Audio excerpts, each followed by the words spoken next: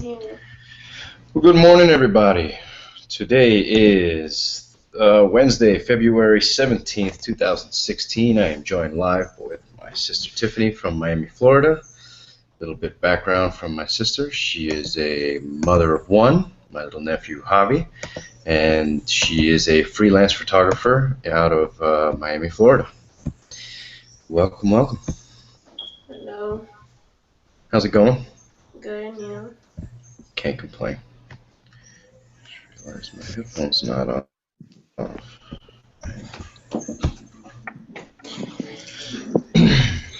not be able to hear me as well as I want to.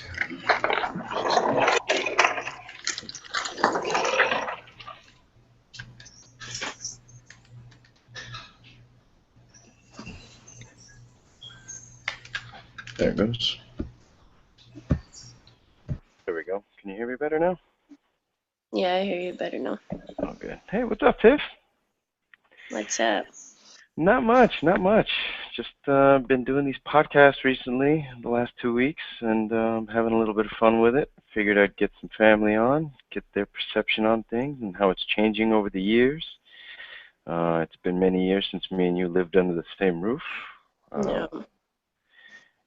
So we've gone our separate ways as far as life has taken us, and I'm sure you've had an interesting journey, as I know it has been, because me and you keep in not close contact, but me and you keep contact. Yeah. And that's another format for these podcasts to take their avenue on. This is another way for me to reach out to my family as often as I can. So, Yeah. Yeah, sorry, I'm rocking this awesome scar down the middle of my forehead today. I went to the beach yesterday, and I was body surfing and crashed a little too hard on the waves. So I it was was trying to look a good lot to of see if fun, I but was it doing that doesn't feel right. good. What's that? I was trying to look good at your face to see if that's exactly what I was looking at. I was like, what's wrong with his face? Yeah, I got a huge mark on it now, so it's pretty interesting. People were looking at me a little funny last night at the pizzeria. They were like, what's up with this dude? That's funny. Yeah, so how's everything back home? Everything's good. Just a bit busy after the holidays, trying to catch up with the pictures and um, Javi's two now. He's a little monster. He hit his terrible twos early. Uh-oh. Yeah. That's funny. Yeah. Yeah, that's actually that's going to be definitely a topic coming up. Your perception on parenting as it was when you were a kid, and now you're experiencing it for yourself. Um, that takes a drastic swing in the way you look at things. Yeah, huge. Yeah. Sorry, it's hot here. I had Stephanie on last week, and we got into a couple conversations, and I think we got a lot of good feedback from that podcast. I think a lot of people liked seeing that one, and I think they thought it was interesting how our perception shifts as an adult. I have mom coming on at noon today, noon your time, 1 o'clock mine. I'll probably wait until tomorrow to release that video. Ours is being shot live now, and it'll be posted right after we're done. But hers I'm going to record today, and I probably won't give that a live viewing, but I'll definitely put that up tomorrow just to have a different video. I don't want to shoot it in one day, post them both. Yeah. Overload for people who are busy, Yeah. So that has a lot to do with it. But yeah, there's definitely topics that I wanted to get into. I should start making notes so that in case I get off topic later, we can get back to it. This has been a really big problem I've been having in my latest podcasts. My one with Pooch did not go well as far as me trying to remember what it was, the points that I was trying to make. And then after we went off air, it was like, oh yeah, and I forgot about this and I forgot about that. And it was like, fuck it, I wrote them down for next time. Yeah. But yeah, that was a big one.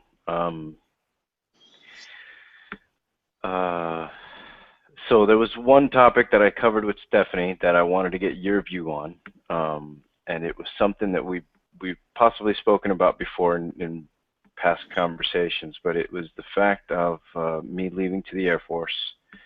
Um, you know, being away from home permanently now. You guys are used to me being gone for the summers and you know, time off with my dad, stuff like that. But that shifted a lot when, you know, or at least from Stephanie's perception, it shifted a lot when I left.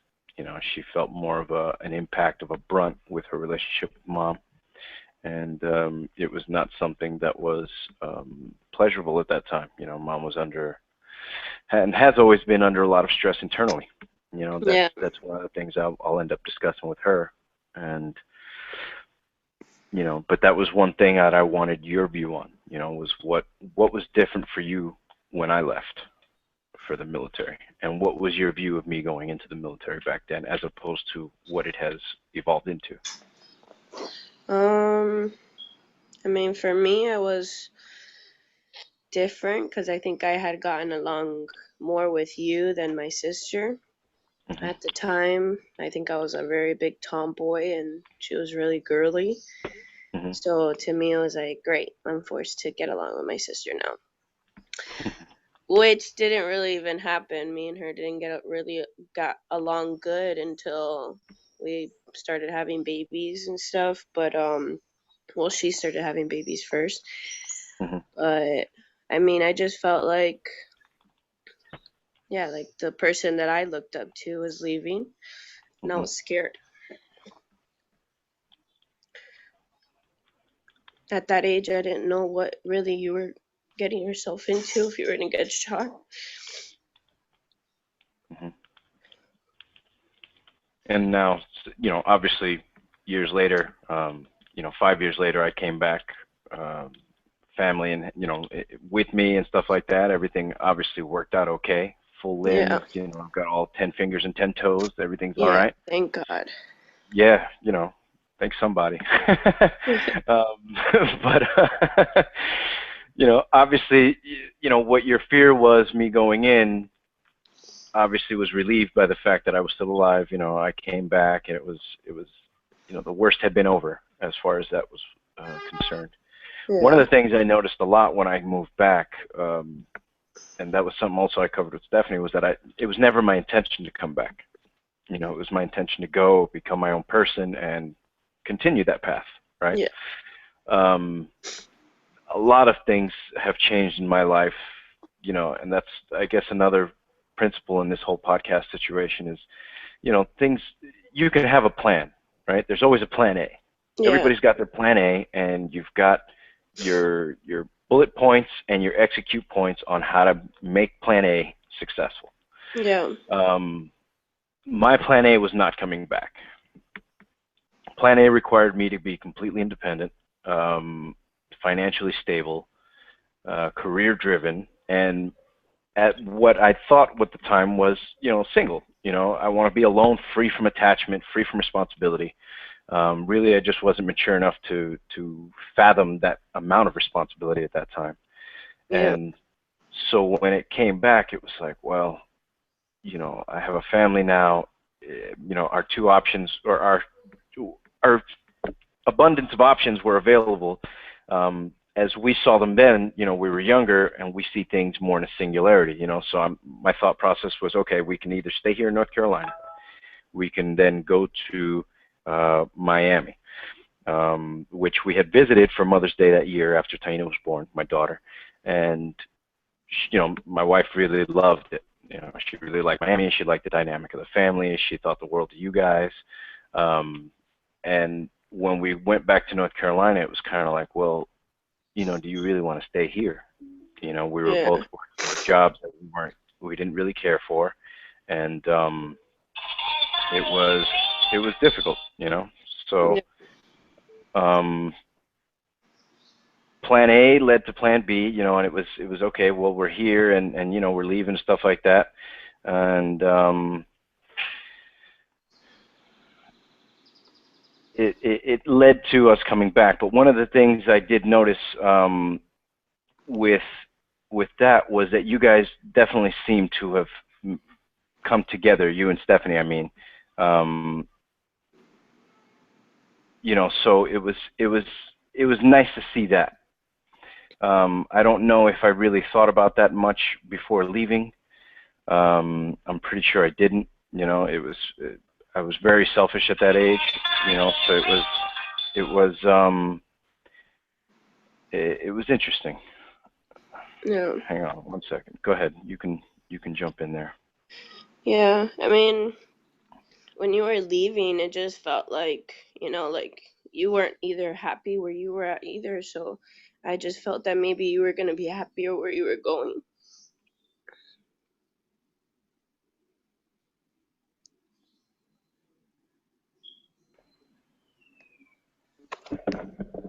Sorry.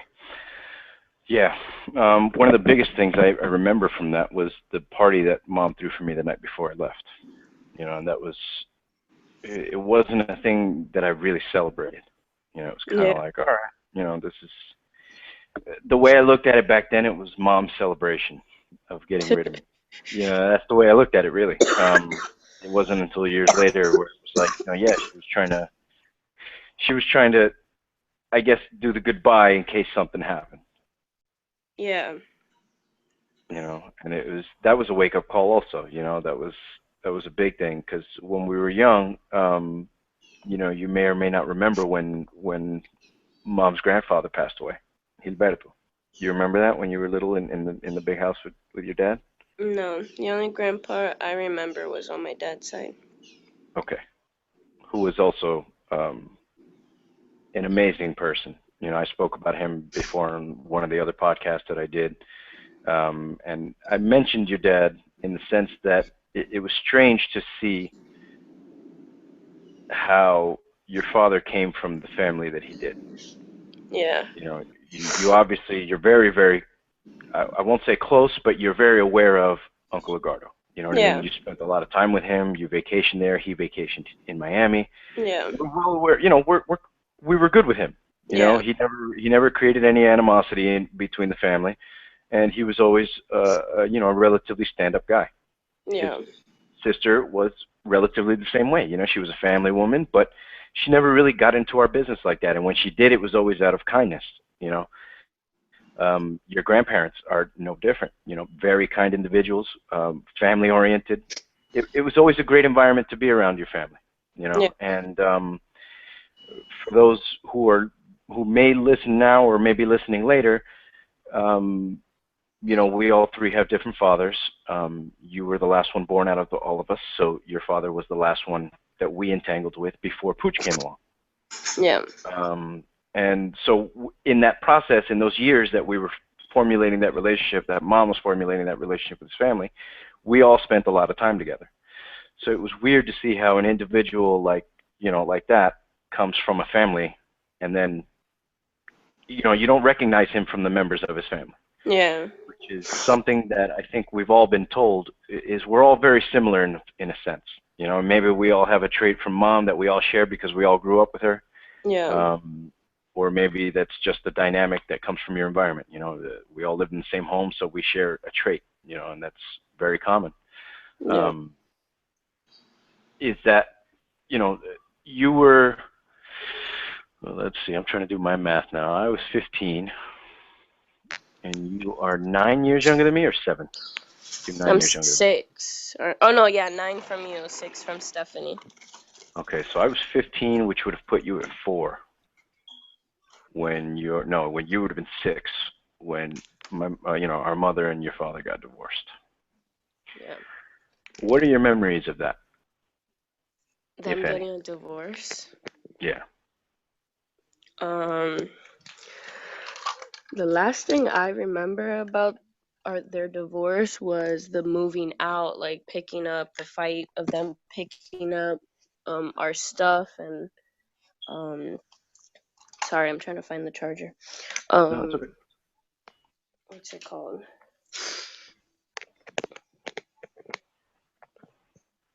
Okay.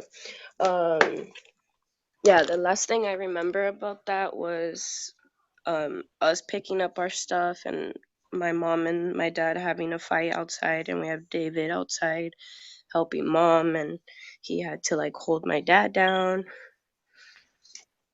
That's really all I remember from the divorce. I don't It was from one day to another. I don't think mom really gave me much information. It was just I remember him leaving. I was like, what's going on? Why? Hmm. And seeing the way he reacted towards David, like that was just like that's all I needed to see. And the Hmm. way he was towards mom, I was like, okay, that's all I needed to see, and I just wanted to get out of there too. Um, I will say this. I was at the time. At the time, I was, 15, angry at everything, as I think every 16-year-old is in the world. Yeah, Um, and we were we had the one side of the story, right? We had what we saw and what we were being told. yeah, I happened to be in a situation where I was older than you, so I was able to see more with my own eyes. And at the time, looking back on it, I really didn't understand it then either. But I understand it a little bit more now. Um, there's things that I used to think about that whole scenario, and my perception on that is my perception has changed a lot on that situation. I think people who tend towards violence always reach for that. yeah, But at the same time, I think that people who always lean towards violence should not be provoked. yeah. That's You true. know, and I think that that was a big problem with not only the divorce and the separation, but I think that was the biggest problem with that whole environment for us, was that we lived with someone who very, very quickly resorted to violence, and none of us were able to do anything about it back then. Yeah, Um, Things very quickly shifted once we left from there to living with mom in a two-bedroom. I'm not sure how much of that you remember. You were yeah. still, I remember figuring that. each process. Yeah. Yeah, So that you was and that mom was shared the interesting. room. Yeah. I was 15, 16 years old, sharing a room with my mother, Yeah, who at the time we didn't really get along. yeah, It was a difficult living environment for me. Especially being in those teenage years where you're trying to get out and you're trying to have sex with everything that's the opposite sex. At least for men, I mean, some of the girls that I knew were like that too, but most of the men that I knew were like that, or the boys, I yeah, should say, back then. It was that way for a lot of people I knew, and it's difficult even more to do that when you live in the same yeah, room with your mother. So, that became our living situation. We went from living in a nice house, in a nice neighborhood, to however, the inside of the house was not nice. The inside of the house was very abusive, and things escalated very quickly inside of that house. yeah, But we left all those lavishes and all those luxuries for simplicity. And where most people would find solace in that, you know, I don't think. I think as much as we didn't like it, I think mom really didn't like it. yeah. Of course, I And could back looking imagine. on it, we look at it as her kids, as we have to live wherever she tells us. Yeah, And I think back then it was kind of like, well, this is where you picked for us to live. Looking back on it, it's like, well, shit, you're a single mother with three kids, and you have a job, but it's not, you're not an executive anywhere. You know what I mean? You're yeah, not making presidential bucks. You're yeah, making, not a minimum wage, maybe a living wage salary, with three kids, yeah, and no child support. So it becomes, that was a big swing in the way I saw things when I got older. Was, she didn't put us there for the shits and giggles of it. You know what I mean? That yeah, that wasn't. I'm sure that wasn't her plan A. yeah, That was probably plan D or E on the list, and that's what it resorted to. yeah, And that was a really big thing, that really made me wake up, and it was like, damn, for all the shit we complained about and for all the things that we feel that we were wronged on, man, there were so many rights that we just didn't see. Yeah, especially now becoming a parent, it just it a lot of things that we went through when we were younger just shows me like I don't need to put up with anybody's shit. I don't have to be forced to be with anybody because even if it's not, the happiest place on earth, I'm still sure mom was still happy that she had all three of us there with her. None of us were taken from our parents from her. Like I could I would be the happiest place on earth with, even with this little face and inefficiency for the rest of my life. So, I My mean, I could adorable nephew. imagine what she went through. And I was young when everything was going on, and it was confusing, and it was, like, why, a bunch of why questions. But I think also, like, I think by the age I got to like 15, 16, after everything we went through and moved so much, that I realized, like, it wasn't something she was trying, like, she was trying her best, Yeah, like any mom would. yeah, absolutely. And we were in the hindsight, man, we were given a lot of things that even some kids that have both parents don't have. Yeah, We were allowed, excuse me, we were afforded the luxuries to go and pursue, things that we enjoyed. I was able to play hockey, you guys were able to do dance. yeah, Um, you know, that was some kids don't get that.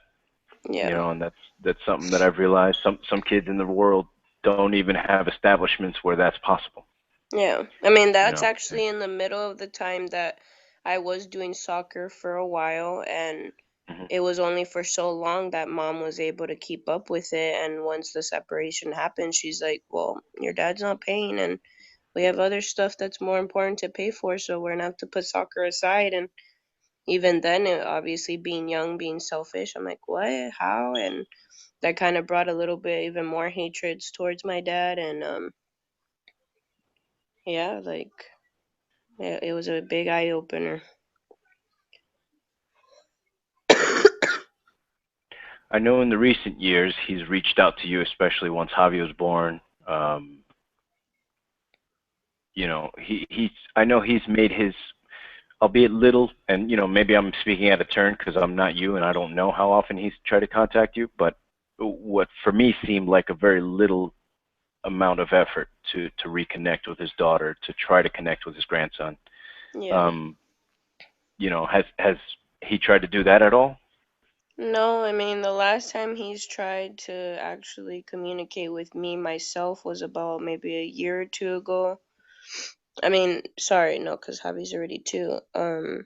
2 years before I had the baby, so 4 years ago, was when he tried to contact me directly and to have a conversation and that sort of stuff. But for Did that some ever reason, happen? I don't find the forgiveness for him yet. I don't feel like he deserves it. And when the baby came around, it was like he really didn't try. He just stole the picture from me on Facebook and posted it and acted like he was gonna be a grandpa, and hasn't really done much at all or sent anything. Or when I was younger, he knew how to show mom all the time where we lived and send stuff, and now nothing.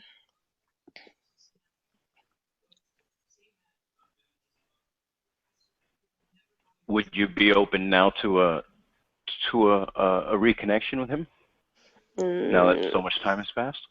I mean, I've always thought, and especially now after Pooch losing his dad, Hmm. I do have it in the back of my mind, like, what if my father passes away tomorrow? Like, would it affect me? And that scares me. But then I just think back at everything, I went through, my mom went through, and things he has put me through himself. And to me, it just still feels like I can't forgive him, and it's not worth the conversation. And I don't know. Yeah, there was a conversation I had with him, and there was I want to say it was maybe a week before the whole move out situation happened. Um, and it was just me and him in the car. I don't remember where we were going or where we had come from, but we had this conversation, and he kind of foreshadowed the separation. I guess they had already been discussing it. I'm sure he already had it in mind, or maybe maybe he understood mom a little too well, and I guess he knew what was coming. Yeah. And me and him had a conversation, and basically he was like, everything you see is not all it is. Yeah. It may be really easy to sit there and think you know what's happening, but until you get here, you'll never know. And I'd say out of all the conversations we ever had since the time I was 5 and I met him, that's probably the only one that sticks out. I don't Yeah. remember learning much else from him. There was, I speak on this a lot when I talk about being a father to my daughter. Is Yeah. our job as parents is simply to prepare them for the person they're going to become. Yeah. So we've got to be the ones that make sure that when they get angry, they don't resort to violence right away. That Yeah. they're able to keep a cool head even under pressure, even under anger, and think about the solutions to how to get out of that scenario. Yeah. Um, there's a big part of mentoring that I don't think, I think mentoring is part of parenting, but I don't think enough parenting has enough mentoring in it. And a lot of mentoring is not only what I'm telling you, but what I'm showing you as well. Yeah. It's I can lead by example, and I can show you how it is to get upset, react to being upset, and then very quickly zone back in and get to where you can make a difference in your situation. Yeah. And that's something I've done a lot, or I've tried to do, maybe unsuccessfully, but I won't stop trying. That's something I've definitely been trying to push on Taina. Yeah. It's okay to be upset. Be upset. Be upset. Let yourself get there, and then don't let it take control. Yeah. Absorb what you're feeling, let yourself feel it, and then let it go, and then move on to making it better. Yeah. And the Yeah, I reason I agree. say, a lot of people are like, oh no, well, you can't give in to the negativity. And my thought process is, no, you have to a little bit. You have to a little bit just so that you don't want to stay there. Yeah. You've got to recognize, okay, this is a problem, and I need to rectify this problem, and then make your moves to change it. Yeah.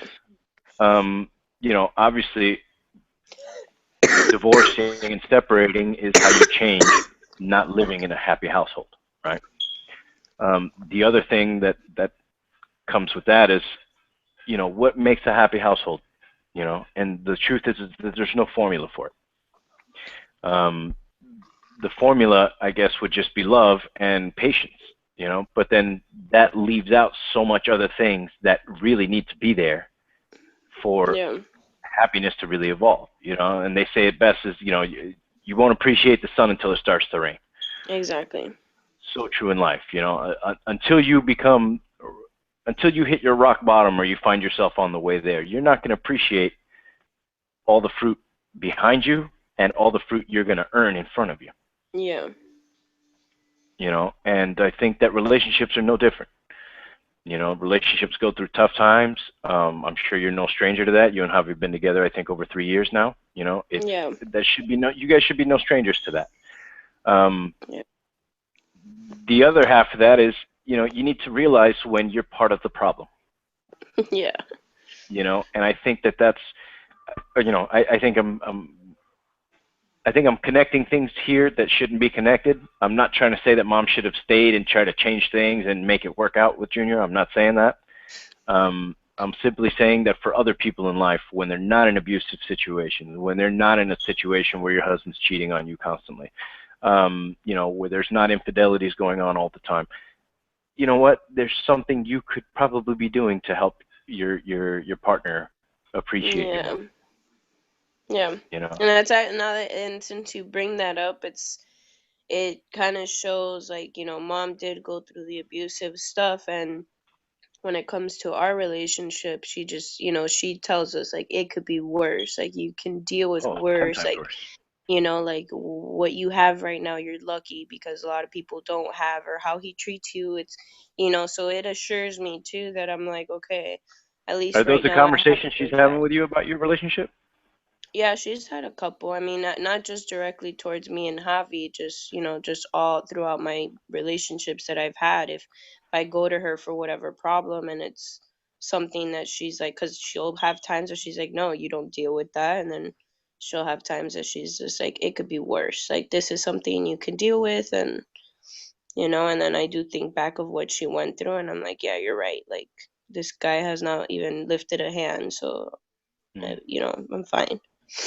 Yeah, I gotta tell you, I think in my perception of how we were all raised, I think you got the best version of mom that was available. Yeah, I You know, agree. I'm not saying I got a terrible one. I just got a really fresh version. You know, I got a Yeah. really, really fresh version That's and that was that's I very. think that's just any mom too. I mean, not only were you the first, but you were first to a very young mom. So, Mm, you got all the practice and all the test drives before me and Stephanie came along, and I'm sure for that, it was pretty rough for you too. And the same way I would say even for Jordan and Javi, they they're our first tries, and we're going to make mistakes with them. Not everybody's perfect. yep, absolutely. That's a big one. That's that it's especially different when you don't see yourself undertaking that Yeah. role. Like I never pictured Taina to be in my life. Um, Yeah. since she's come into it, I can picture her without it. I mean, I couldn't picture my life without her at this point. You Yeah. know what I mean? It's the person I became the day she was born, and the person I've changed into every day since then.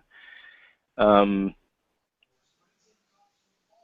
am I my favorite person? Absolutely not. Am I a better person than I was the day before she was born? Yes, Yeah. unquestionably. You know, and my job is not to be the perfect person and to give her this idea of, oh, look, I'm perfect. Follow me in everything I've done. Not at all. Yeah. It's to point out, listen, and I think mom was really good at this also. Look, these are my flaws.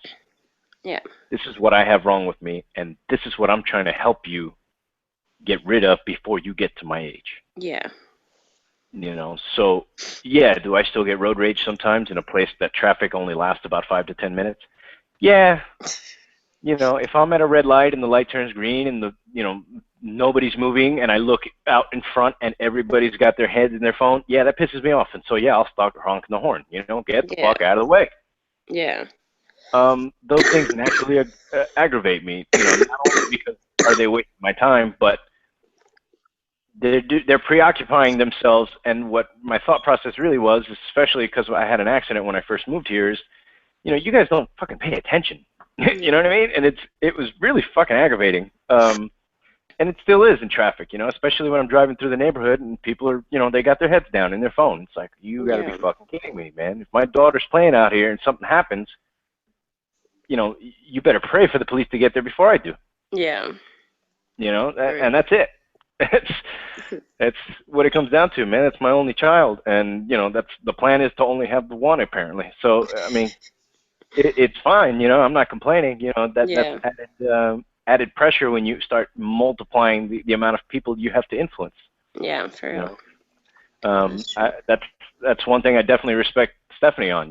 She's got the second one now, and me and her were talking during our podcast, and it's like, well, what's the difference now from one kid to the other? And she was like, yeah, I mean, they're completely opposite.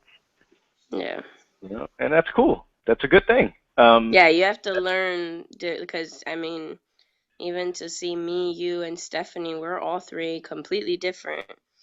Yeah, Like yeah, completely we have a lot of different. similarities, but And we are different. yeah, we have a lot of similarities, but I feel like we have a lot more differences. And it's like, how do you deal with that many different personalities and learn that many different personalities? And all right, well, Jeff doesn't like this to eat, so we'll give him this and give the other one this. And it's like, gosh, I'm scared to have the other one. Is that in the plans? Yeah, but Yeah, we'll yeah, see once we do the move. cool. And when does it look like that's happening now? You guys are still moving to Colorado? Yeah, we have the date already. Really? When? Yeah, April 1st. This year? Yep. Oh Two wow, that's months awesome. or a month and a half. That's awesome. Have you started Yeah. packing yet? No, I'm gonna leave it the last 2 weeks of March. I have a How bunch of many times have you shoots. visited Colorado? Once for Just Easter. once? Okay. Yeah, so it's not too much unlike my move here to Puerto Rico. You know, Y- the only difference is you're gonna have snow caps and I got beaches. Yeah, Your mountains are covered in snow, and mine are not. You know, so that's yeah, really cool. I think this is gonna be a huge step for you. Not that you haven't taken huge steps already, yeah. but changing your environment, I can't really explain what it does to you.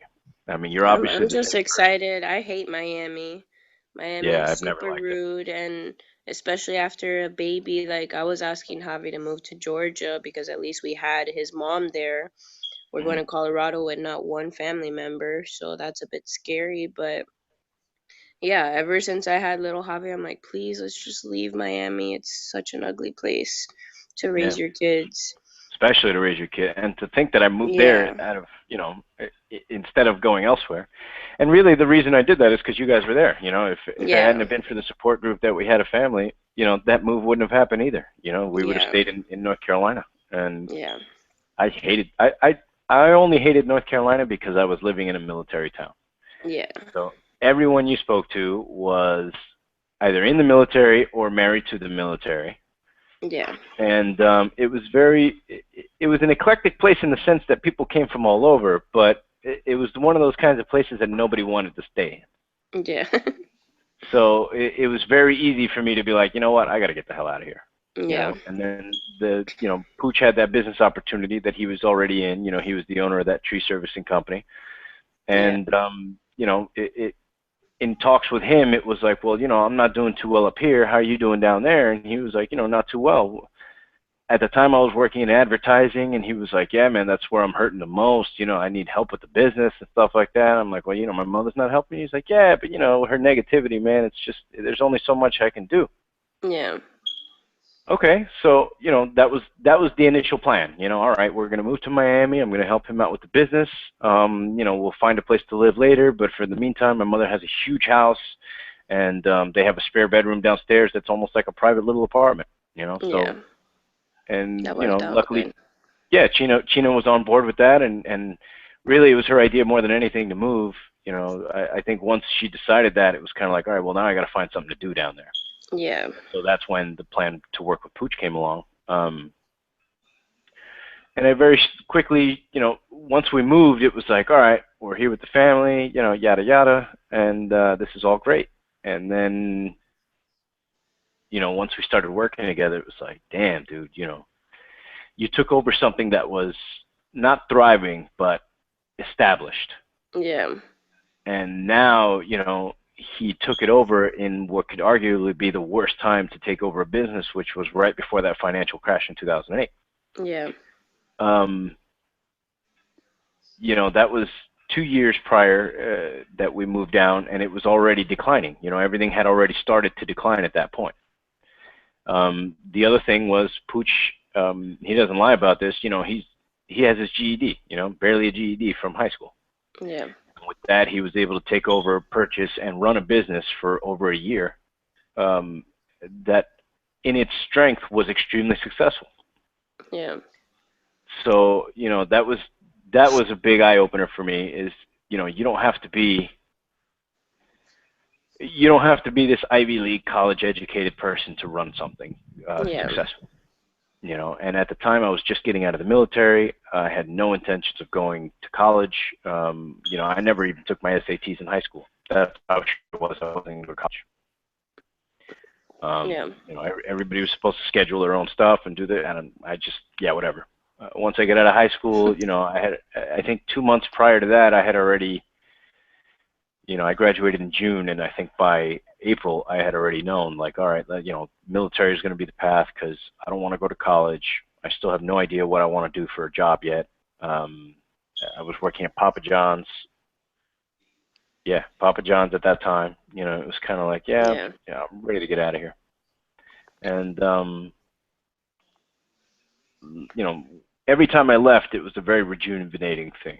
And I spoke about this a little bit with Stephanie last week. Was, you know, when I would go visit my father, it was like leaving the family who kind of just tolerated me for the family who wanted me there. You know, the family who was stuck with me for the family who couldn't have me in my New York family, which was, Yeah. you know, my father's side of the family. And you know, my perception on that has changed a lot since then. You know, it's very easy to miss somebody when they're gone. And it's very easy to feel misappreciated when you feel when you're being appreciated all the time in different ways. Yeah. And that was for me a big eye opener. But it was like, yeah, you know, I still don't want to go back to that. You know, and at the time I was still thinking in the same way. You know, I don't want to go back to the family that just kind of tolerated me. You know, whatever. But it became a nice move, an idea of a nice move for me and my family. And it was like, all right, let's make the move.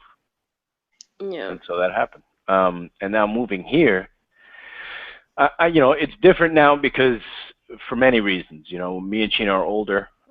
We've become, uh, you know, we've become more of a duo now than we ever were. Yeah. You know, It feels especially at like that you time. against the world. Yes. Like your little family against the world. Well, no, not even so much. But you know, if it had to be, I know we'd be fine. You know what I mean? Yeah. If it came to that, I know we'd be okay. Yeah. But in the sense is that back then it was kind of like, okay, here I am. I'm taking control of my family, and this is what we're gonna do. And it wasn't a team. It was Yeah. me doing the best decision I could with her saying, okay. Yeah. And it's not hard to see why she wasn't extremely thrilled to live that life back then. You know, I mean, she Yeah. was, you know, we ran through our set of issues like every couple does, and I Yeah. think that that was a big one. You know, she was riding shotgun in her life, and I don't Yeah. think anybody likes that. You know, everybody needs to have a say in what is going to happen to them, or at least Yeah. have the feel like they have the say. And so when we moved here, it was a completely different thing because here she was being empowered. Here she was being requested by her company, who was going to pay Yeah. her more money to live in a better place, to work a more frustrating job but with more money and you know in a nicer place to live. Yeah. And at the time, it was like, okay, I'm still working at the clinic. Um, I'm the IT administrator of this clinic, and unless I become the CEO, I'm not going to go anywhere up. You know, I have no vertical climb here in this company. Yeah. So it was like, okay, do I stay here and shell it out with a job, much like what I felt my family was back when I was younger, for a job who tolerates me because I'm good at it? You know, it wasn't even an issue. It was like, okay, she gave me that choice. It was like, you know, listen, at some point down the line, they're going to offer me this position. Yeah. She knew this almost 2 years in advance. And the fact that she started bringing it up then, you know, she just laid amazing groundwork for teamwork and for cohesiveness between the two of us. Yeah. Um, you know, she never quit on what she felt was the right thing to do at work, and that's why they brought her here. You know, she's a badass. She just went to international for a week because the person who does her job there, uh, she sucked, and so either she quit or they fired her. I don't know the exact story, but they sent her there for a week to clean up her mess. Wow. You know, and now you know she's got to go back there for a meeting, and she'll have several other meetings in the future. But during these meetings, you know, they're telling her things like, you know, it's obviously career progression is in her future. Yeah. Um, you know, in my situation, I know a lot of guys who would have been prideful and been like, no, well, you know, I got to be the breadwinner. You know, I'm not going that route. And you know, it was at first it was a tough thing to be like, you know, I don't really like this situation. You know, I don't like the fact that I'm not going to be making money. I don't Yeah. like the fact that I don't have a mission. Yeah. You know, and I think above all, the military definitely gave me that sense of purpose. You know, it's like, okay, Yeah. what's my mission? What am I doing? Yeah. And when we got down here, it was the first time where I was like, what am I doing? I don't know. I don't know. The possibilities are endless. You know, Yeah. I'm able to learn just about everything. I've been an aircraft mechanic. I've been an IT administrator. I've been a Zamboni driver. I've been a team leader. I've been a mentor. I've been trained. I'm very trainable. You know, I've been a coach. You know, it's been a lot of different things. So when we came down, you know, China's main focus was, listen, find something that makes you happy. Yeah. My job may frustrate the hell out of me, but it makes me happy. That's what that's her view on it. And I Yeah. agree. My job didn't make me happy. It made me feel good to feel needed at my job, but I think anybody who feels needed feels that sense of worth. Yeah. But it's a different kind of worth when I came down here and it was like, well, I don't have to go to work every day. My Yeah. frustration is not being pulled every second from the time I leave my house. Yeah.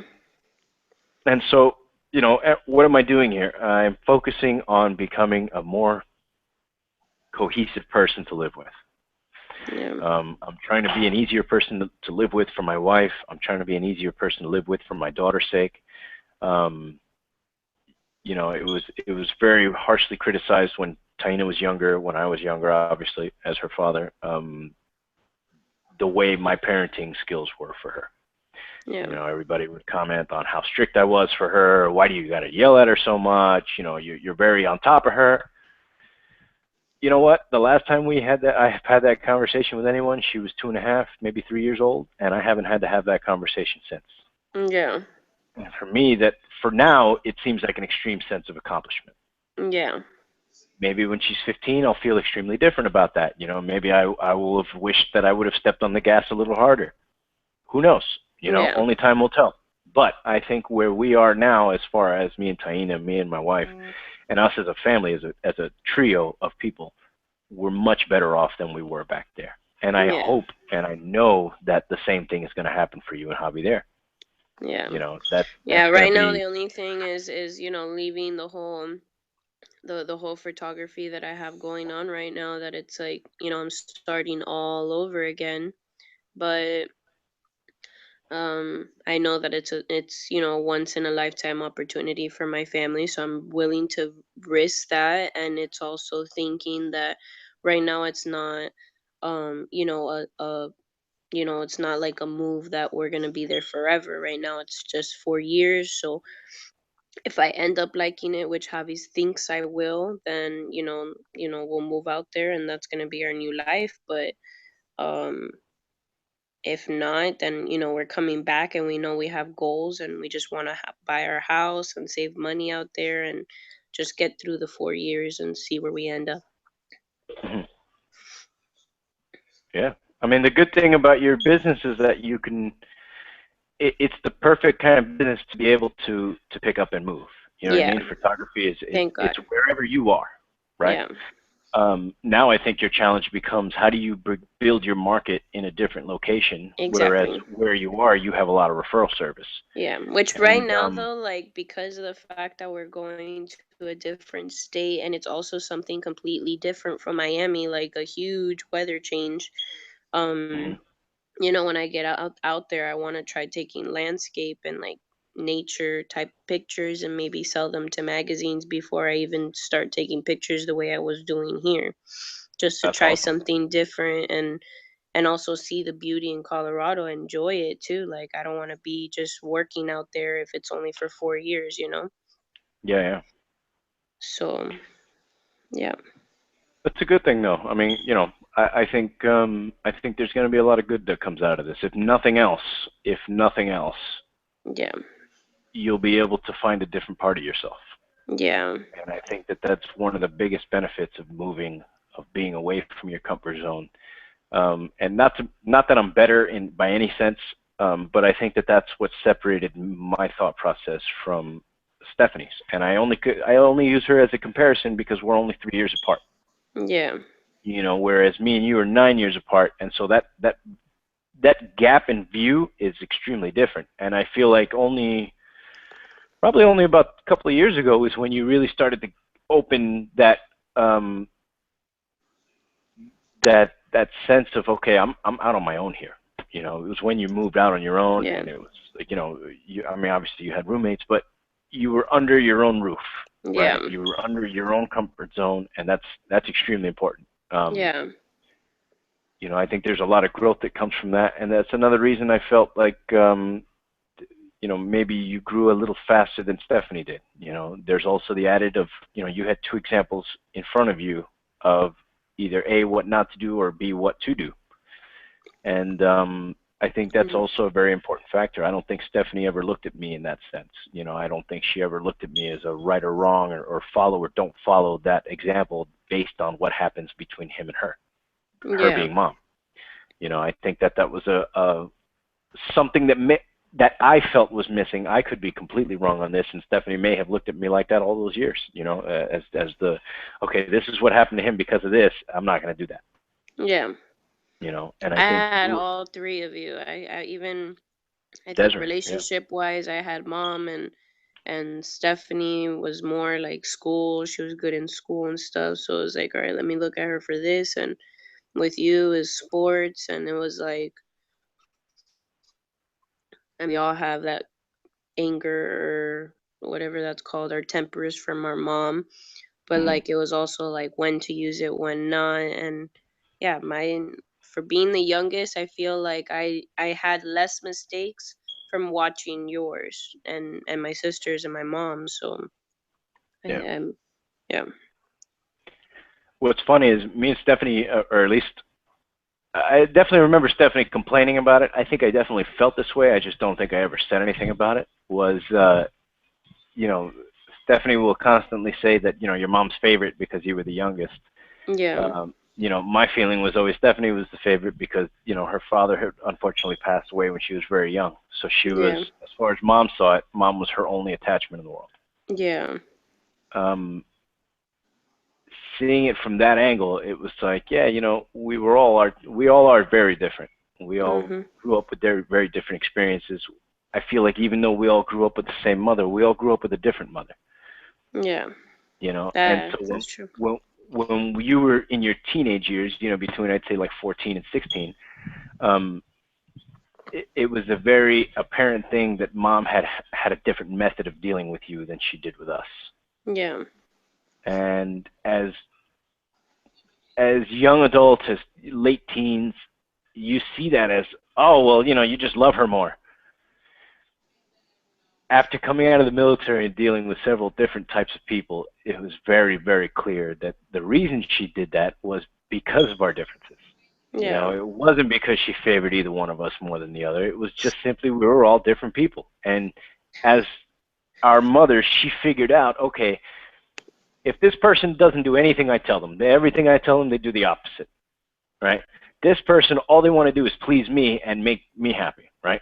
And this person, all she cares about is making herself happy, right? Yeah. That's easy game plan when you have a strategic plan in mind, right? The Yeah. person who does everything the opposite of you, what do? You give them the opposite of what you want to happen, Yeah. right? I also think though it had something to do with, I feel like the older you are as a parent, the Mm-hmm. less like patience you have, and the more you're just like, okay, whatever you want, just do it so you can shut up. Yeah. And I feel like with mom, with me, like, because I remember you guys at my age of 15 and 16 bringing your report cards, and mom was like super on top of it. And like, and you guys would like give your report cards. So then she would be like, all right, where's yours?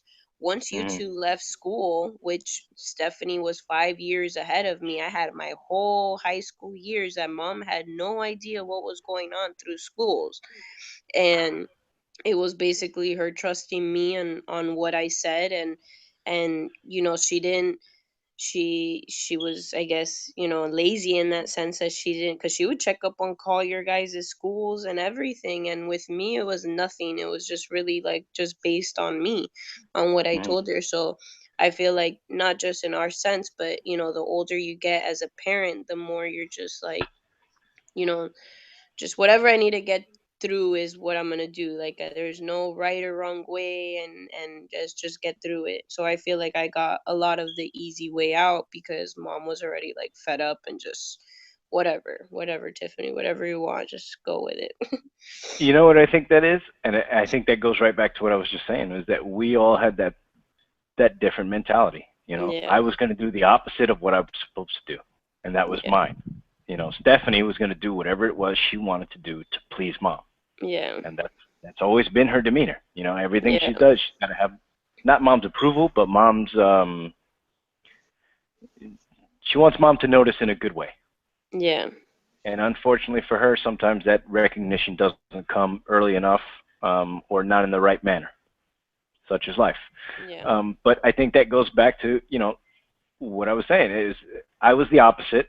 So she needed to make sure that I was doing what I was supposed to do. So she had to Yeah. check up on me. I think she checked up on Stephanie because Stephanie was a good student. Like you said, she was extremely good at school. I Yeah. wasn't. I was the person who didn't give a fuck, Yeah. and that obviously it affected me in different ways later on in life. Me not being able to do that kind of stuff really affected me later on. So it was interesting in the sense that you had your ways of being yourself without being disruptive. Yeah. And that was something she always spoke to me about was like, damn, I don't have to worry about her at all because she's Yeah. just going to do what's supposed to be done. Yeah. And so it was, and looking at it like, yeah, of course she checked up on me. I was never doing what I was supposed to be doing. She checked up on Stephanie because that's how she gave her accolades. That's how she knew how well she was doing in school. And for Yeah. you, she didn't need to check up on you because she knew you'd take care of it. Yeah. And so when I look back on it like that, it's like, well, damn, that's master planning at its best. Yeah. And that's not something I don't think I gave her enough credit for as a kid. And I think, I hopefully have given her her dues for that since I've been an adult, and will continue to do so. Yeah. That's a strength she has that a lot of people don't. Yeah. She knows how to manipulate the tools that she has to her best advantage. Yeah. And some people are not gifted that way. Some people you give them, if you give them a hammer, everything looks like a nail, right? They don't ever decide to switch the hammer around and use the little pick fork to use the other tools on the hammer, right? Yeah. And mom was blessed enough to have many tools to her disposal, and she knew how to use which one she needed for the right job. And I Yeah. think that's the only way you get results from three, you know, maybe we weren't well adjusted as children, but we've become well adjusted adults. Yeah. In my opinion, anyway. In my opinion, could be tainted and biased, but I don't care. I think from where we were to where we've come to, I think we've all grown in an exceptional way. Yeah. I definitely And know people who have had. regardless of anything that we've ever gone through, we've still have stayed close. And I mean, even that, like that was like from your first question that you had asked me about, how I felt when you were leaving, was that was another thing too. Like, like my family's not going to be together anymore. We're all going different ways. Like we're all gonna, and that kind of like scared me. Like, no, I want us all together, Mhm. but it was for a reason. We've all had to do certain things at certain times to get to where we are now. So it just, makes sense. Yeah, and I think if you look at it in that sense, um, I think you'll enjoy your move even more if you look at it that way. Yeah. Because you had that early experience of having to let go, of having to be separated. If you Yeah. take that experience from your childhood and apply it now with an adult frame of mind, Yeah. it's so empowering. It really is. Cause It's so empowering because it's like, I was forced to separate from my family before and I was okay. yeah. We're still here. We're still healthy. Now I'm Yeah. being forced separate from my family again, but this time it's on your own terms. Yeah. This time it's for what's best for your immediate family. Yeah. Your future husband, your son, and any future kids you guys might have. Yeah. Um, this will directly impact all of those things. Yeah. And on the same flip side, if you want to play devil's advocate, these are the kind of situations that break families apart. A Yeah. tough move with no other support structure. I don't think that's going to happen to you. Yeah. You've dealt with this before in a more negative situation and have come out on top. And Yeah. obviously from learning about Javi's life and the difficulties that he went through as a kid, he will have just as equally a strength as you will. Yeah. He's used to dealing with his parents being separated. He's not used to having things the way everybody else had it. And I think Yeah. that not only strengthens him as an individual, it strengthens you guys as a couple. Yeah. And it's something you guys are definitely going to pass on to Javi when he's old enough to understand it. Yeah. And that's a really, really, as I said before, our job is to prepare our kids for the adults they're going to become. And when you can Yeah. prepare them for adjustment, when you can prepare them for, listen, welcome change. Don't fear change. Go Yeah. with it, change with it, and change your attitude about it. Yeah. That teaches kids so much, you Yeah. know. I mean, I could have told Taina all of these things 100 times, but if we would have never left Miami, if we would have stayed in that comfortable bubble, they're just words. Yeah. You know, That's now true. she's here. Now she's with different friends. Now she's in a different environment. And I tell you what, man, she's a champ. You know, she's Yeah. handling this move better than any kid I can imagine handling this at 9 years old. Yeah. You know, she's lucky that we found a private school for her that's primary English, and so all the teachers there speak English, albeit some of them are broken English, but English nonetheless. Yeah. And you know, all the kids speak English in class. She's got a couple of twins from New Jersey who just moved here in the beginning of the summer. So, you know, she's not only the new kid, she's also you know, she's also the new kid who comes with that mentality of, hey, who are you? You Yeah. know, she still has that awesomeness inside of her, that childhood inside of her. That's, hey, who are you? Let's be friends. Yeah. You know, I don't know if you remember, but she was when she was little, I think like 5. Her favorite question to ask everybody, hey, what's your favorite color? Yeah. What's your favorite She would color? go Oh, into that really? all the That's time. my tatas or whoever, if they had Yeah, their and she would same color as associate us. So that, like she would right. tell us who it was. Yep, and that's how she would build a comfort with that person. Like, oh, you like the same color my aunt likes. You know, Yeah. you got to be at least halfway similar to her. So let me talk to you Yeah. about my aunt. And she would strike up conversations with strangers, Yeah. and it was the funniest thing, man. She was. Um, you know, and she's done a lot of that here. You know, she's made her little friends here. You know, we left her 10th birthday up to her. She wants to go ziplining, and she invited a friend from school. She invited her friend from Miami, who we were just informed is now going to make the trip. When originally she was, we were told she wasn't going to be able to make it. So, Well, that's you awesome. know, yeah, I think so. You know, it was one of the few late. I've never been a very big advocate of leaving my kids anywhere. You know, I Yeah. think even uh, unless it was in families' homes, I don't feel comfortable. Oh yeah, that's what we're gonna be going through now.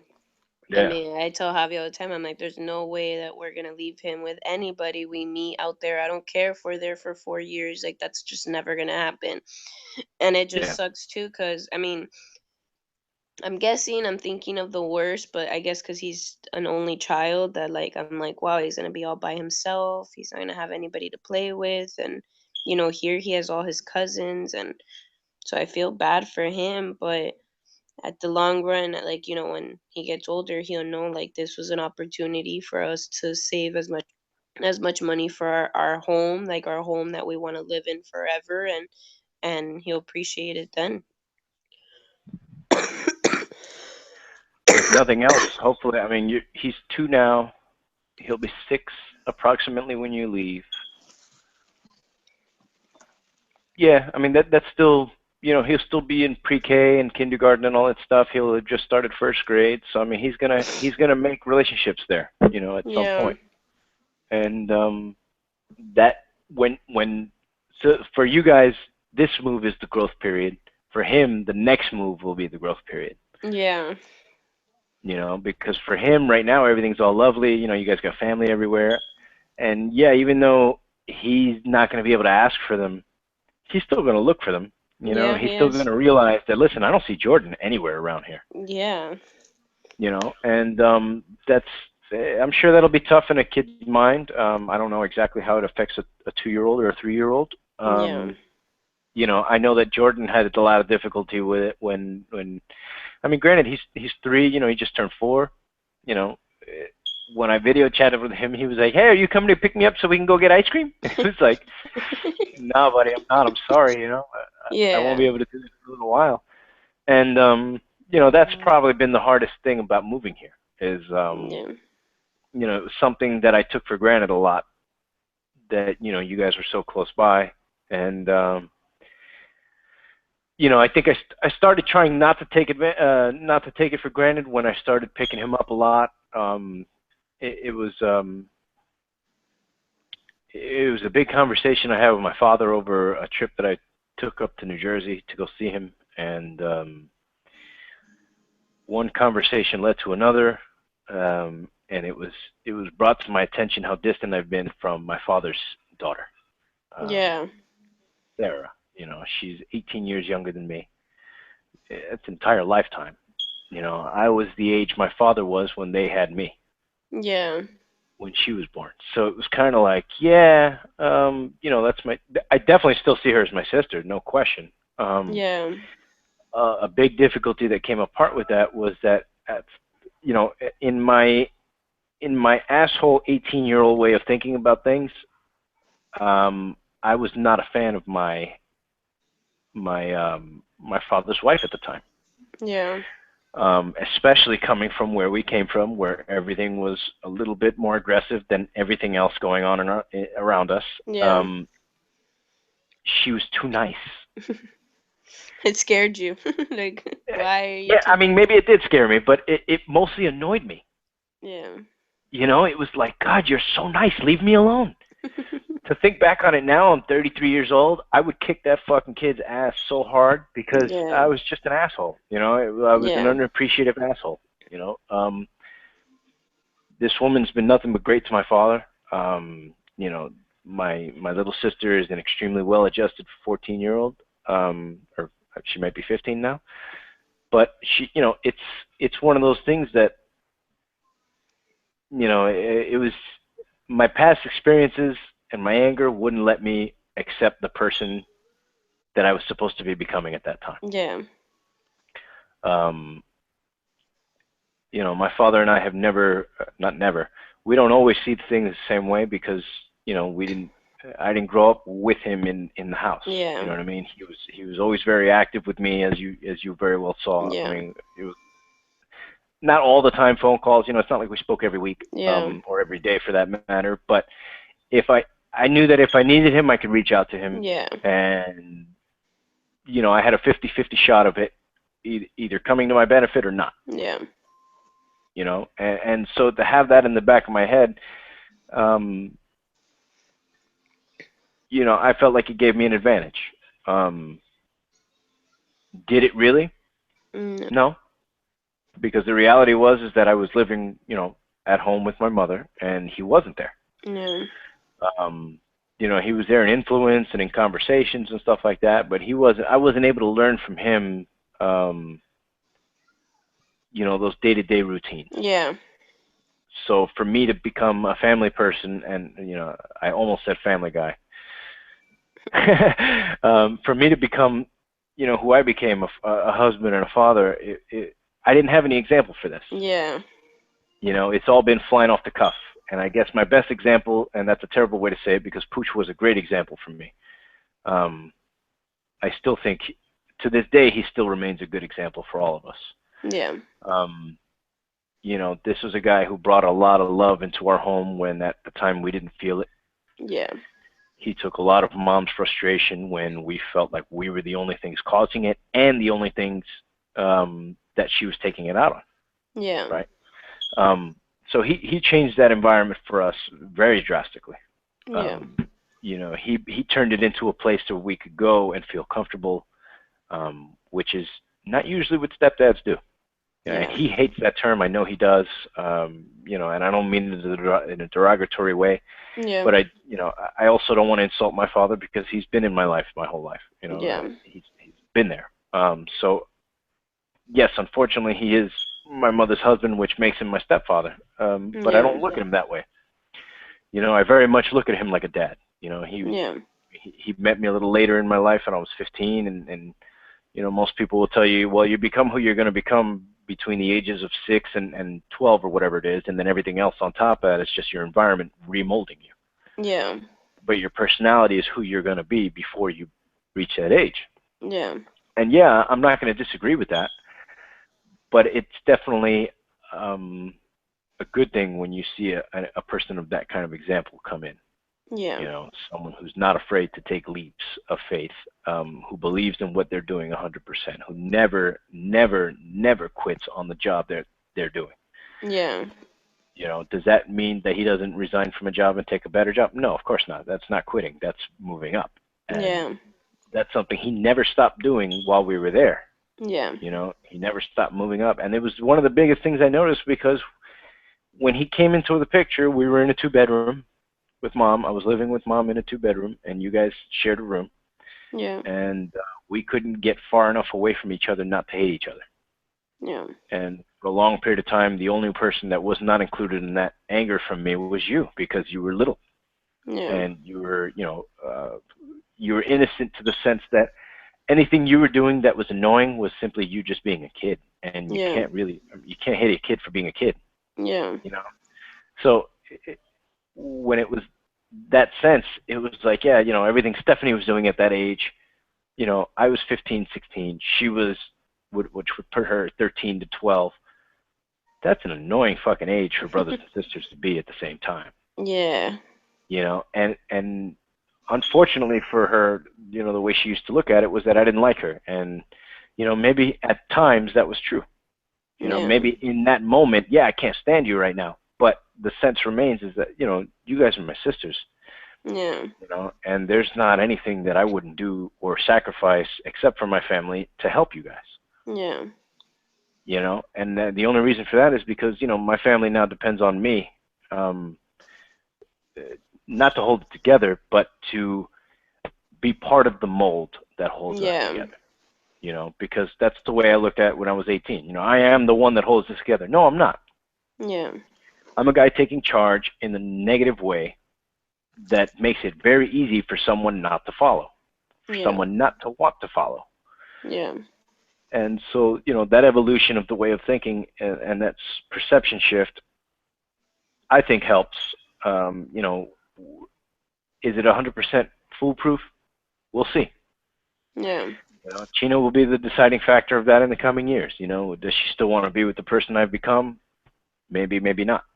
Yeah. You know, um, should that affect the person I become? No. Yeah. It should never affect the person we become, because we need to live with ourselves and look ourselves in the mirror every single day of our lives. Yeah. We can't say the same thing for our spouse. Yeah. So it may come a day when me and Chino are not together. It may come a day when you and Javi are not together. I'm knocking on wood on both occasions. But the fact is that I think me and you have become the individuals that we need to be, regardless of who's around us. Yeah.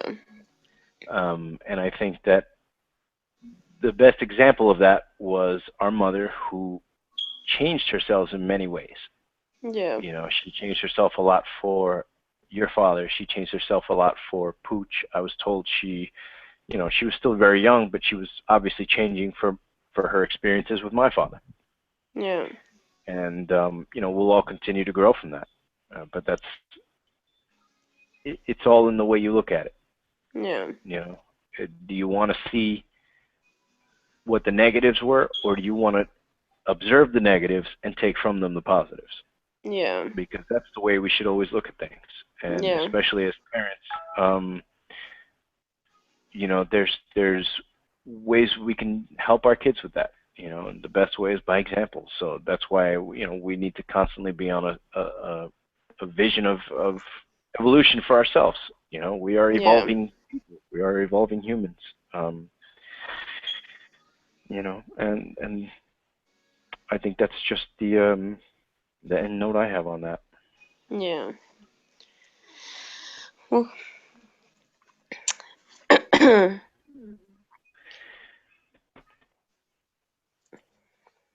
do we have any So, other? so Huh? no, no more questions. No more questions. It's I try not to make it a question and answer kind of thing, even though I try to start Uh. or end with one just to start conversation. Um, but I guess the biggest thing now is we continue there. Why don't you tell people who are listening how to get in contact with you on social media, so that when you move to Colorado, hopefully I'll have some listeners there, and they'll already need some events that they need photographed. Yeah, my Instagram name is Chanel __ photography. And yeah, I can't wait to shoot Colorado Do you and have a just Twitter find account that they can follow? locations. No, right now just No? Instagram, and I have Facebook. You can find it under Chanel Photography on Facebook. I'm gonna wait till I move to Colorado to do a website.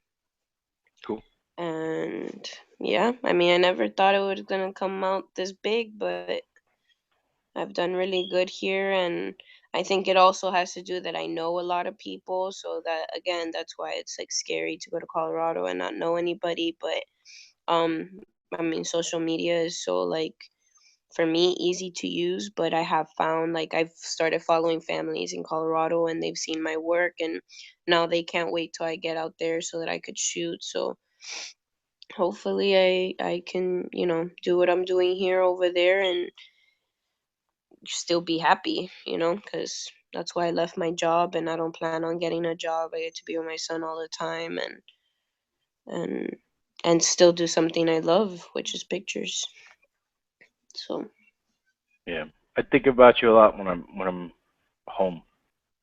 yeah. Um, in the sense that you've done this awesome thing that, thanks to Javi's hard work, um, Yeah. and other deciding factors, you've been able to do that. You've been able to stay at home as a mother, Yeah. and be extremely dedicated to your son. And Yeah. again, this is not going to be. This is going to sound like it, but it's not. Um, I think that's a huge difference in the way that Javi and Jordan are being raised. And not to Yeah. say one is better than the other. It's simply a matter of different. Yeah. Jordan is obviously under the he's got a different situation in the fact that his parents share custody, so he goes, To with do both of two them different half of the homes. time. Right. Yeah. And so I'm sure at some point, I'm not sure, it's possible at some point, he will feel the way I felt about going to 2 different homes. Yeah. And I hope that my sister can draw back on my experiences, and hopefully that'll never happen with you guys. But if it does, hopefully you guys can draw on my experiences with Yeah. what's possible for the child to be feeling. Yeah. You know, it's a very confusing time, especially because you're a kid. You don't understand the life. Yeah. You don't understand the struggles and the sacrifices that it takes to make yourself compatible with your partner. Yeah. Um, and the reason, I think that divorce is through the roof is because people have gotten into their heads that, what, I am who I am and I'm not changing anything. Yeah.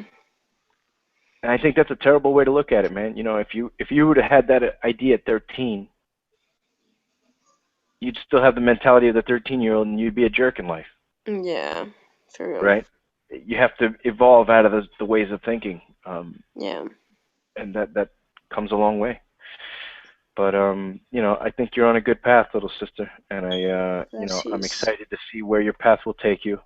Um, I can't wait to go visit you over there, and I can't wait for you guys to come here and visit, Yeah. because I think we're going to enjoy each other's areas very, very well. I've Yeah. come to love the mountains. Um, it's not something I ever thought I would. We were mostly metro urban kids. Yeah. We grew up with a lot of concrete, glass, and steel, and so in those environments, I thrived and I'm comfortable. Living in New York for a while, being from there, it's definitely a different mentality when you see crime or you see human to human crime. It's like, yeah, okay, another day. Yeah. But I see wildlife, and especially in my last month in Miami, or my last couple of years in Miami, it was like, oh my God, I'm completely out of my comfort zone. I don't, Yeah. I used to I'm be in, scared shitless. yeah, I was, and sometimes I still am. Don't get me wrong. Um, a big thing that shook the hell out of me a couple of weeks ago at the river was snakes. It was like, yeah, there's no predators here. There's nothing. We've seen mongooses and stuff like that in the Yeah. in the mountains, and that's what put it in my head. Was like, fuck, man, there's snakes out here. Shit. I'm not trying to get bit under the water. We do a Yeah. lot of waterfall dives and stuff like that, and it's a lot of fun. But at the same time, any jump could be your last. So I'm trying Yeah. to make them all count and try to make them all enjoyable. Trying to teach my daughter to let go of the fear that she's got. Fear is a good thing. It can keep you alive. It can put you back on track. Um, but it needs to be a healthy fear. It needs to Yeah. be a fear respected and overcome. It doesn't need to be the overall blinder that you have on in life. Yeah. It's definitely something to push through. Yeah. So I know you'll continue to do so, and so will we. And to end the first of very many conversations that we will have, I love you very much. Love I'm you very proud of too. the person you've become. I'm extremely Thank proud of you. the mother you've become. Thank you. And I can't wait to see you, my nephew, and Javi very soon. All right, sounds good. We'll keep in touch. Love you. Put Will do. something on that scar. That's gonna look horrible. Yeah, I gotta go get some cocoa butter today. Yeah. It doesn't feel as bad as it looks. It was only, top skin layer, so it's not too bad, but it burns. Yeah. I'll All talk to you right. later. Love you. Enjoy. Love you. Okay, bye. All right, everybody. That ends our sixth podcast. That was my little sister, Tiffany. She gave out her Instagram. I will post her Instagram in the description so that you guys can find her wherever she may be, whether it be Miami, Colorado, or anywhere else she'll take her in the future. She is an outstanding photographer. She shoots for Mermaid Beach Weddings out of Miami, Florida, which another plug for them. This podcast is brought to you by Mermaid Beach Weddings, and we will actually leave you with their trailer, with their commercial here very shortly. And enjoy, everybody. Take care of each other. Again, if you're not happy with where you are in life, either change what you're doing or change your perception of it. All right? Until next time, I am Sal. This is the Perception Therapy Podcast. Enjoy. Be well.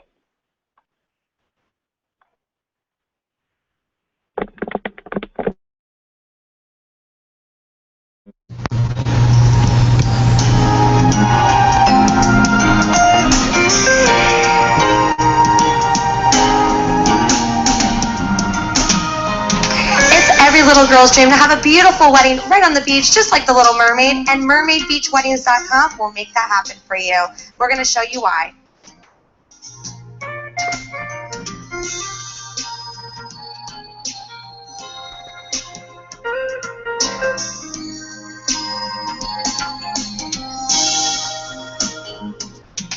We're here with Patricia, CEO of mermaidbeachweddings.com, and clearly we have a very beautiful setup behind us, but you obviously offer other different themes. What are the themes that you offer your clients? Absolutely. We have the bamboo harbor, which is very popular. We offer all types of tropical arches and amazing aisleways. It's all about the individual taste.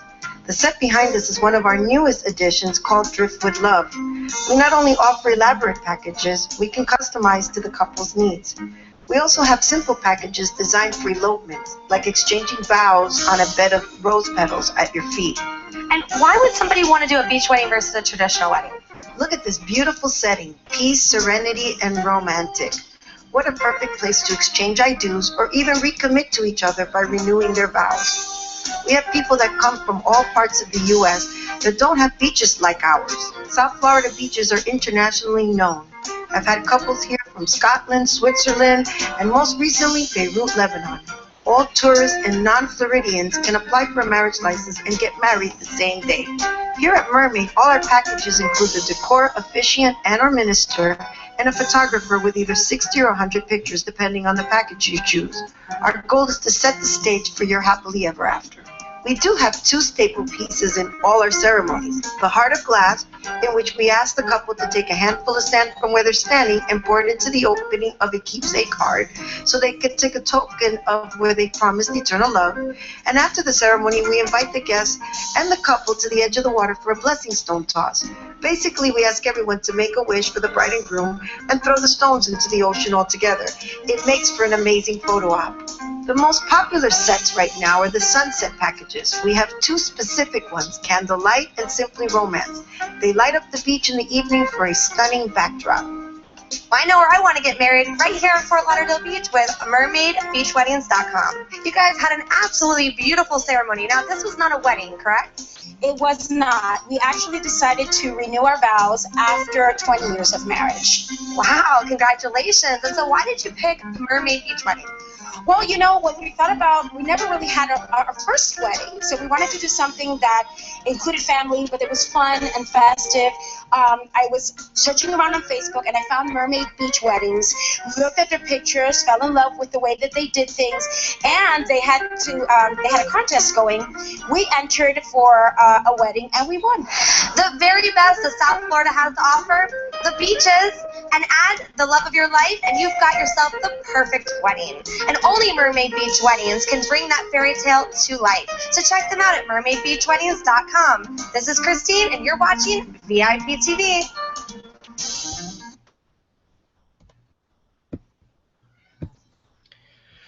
All right, everybody.